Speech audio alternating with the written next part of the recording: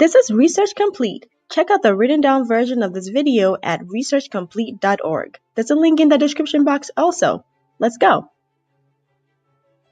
How to buy a laptop for everyday use.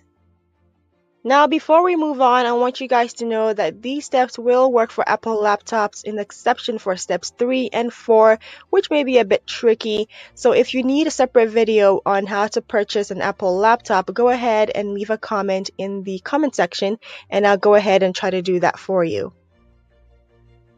When buying a laptop, the first thing you need to decide on is the screen size. If you're looking to buy an everyday laptop, anything between a 14-inch and a 15.6-inch would be optimal. Anything bigger than a 15.6 would be a 17.3-inch, and that you're looking at a very big screen and very difficult to carry around. Anything lower than a 14 would be ultra portable for you. The second thing you need to decide on is the memory size and the storage size of the laptop you want. The memory, which is also called RAM, is where your laptop stores data temporarily during use. It helps your laptop run faster, especially if you have several programs opened at the same time. Now I'm going to show you how to select the right memory. Memory sizes range from 2 GB to 16 GB. The 8 GB would give you the best optimal performance for an everyday user, and you would save money. However, if you're looking to get the most exceptional best for your laptop, a 16 gig would be nice, as long as you're pairing it up with the right storage and processor speed. Now, when it comes to your storage size, this is where your laptop stores physical files like documents and photos. They come in two types, a hard drive or a solid-state drive. A hard disk drive is cheaper, gives you more storage, but it's very heavy and it's loud. On the other hand, the solid-state drive uses a set of flash memory chips. It's lightweight, fast, and reliable. It also gives you a decent amount of storage. However, it's very pricey, especially if you want more storage. If you're an everyday user, we recommend that you get the solid-state drive, which usually would be about 512 GB. It's more than enough for an everyday user. We also recommend this because the technology industry is actually taking us towards the direction of solid-state drives only. Number 3 is deciding on the processor.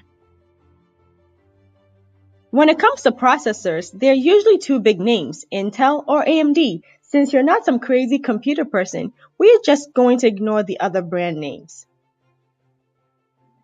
When it comes to Intel processors, they come in three categories for everyday users. The Core i3, which is decent, the Core i5, which is very optimal, and then the Core i7, which is exceptional. I would recommend people getting the Core i5. Every year, Intel releases a new processor. For example, in 2017 to 2018, Intel just came up with the 8th generational Core processors. So if you were buying a laptop in 2017, you might not want to get anything older than the last year's version, which would have been the 7th generational Core processors. So for example, if you are watching this video in the latter end of 2017, then I would recommend that you get the 8th generation Intel processor, and preferably the Core i5 if you're an everyday user, and a Core i7 if you're a very heavy user. AMD processors are released every year, just like Intel. However, Intel is a better brand than AMD, so I would advise you to just go with the Intel processor. If you, however, are looking to buy a laptop that has an AMD processor, just make sure that it's the current year's version. For example, if last year was the 6th generation, make sure you're getting the 7th generation AMD processor. Number 4 is selecting the operating system.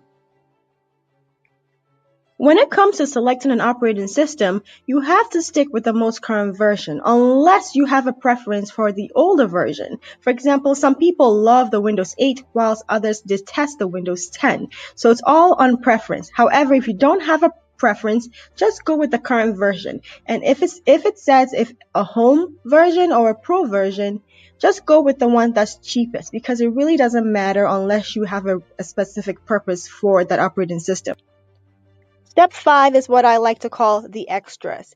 Now, if you follow the steps from 1 to 4, you don't really have to worry about this section unless you're looking for a specific kind of laptop. For example, if you want a laptop with a 4K quality screen, you go for that. If you want a laptop that folds into a tablet, you go for that.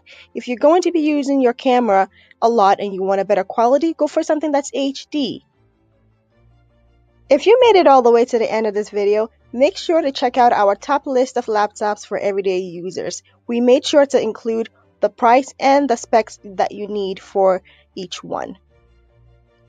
Don't forget to subscribe and thumbs up for future videos. Thanks for watching.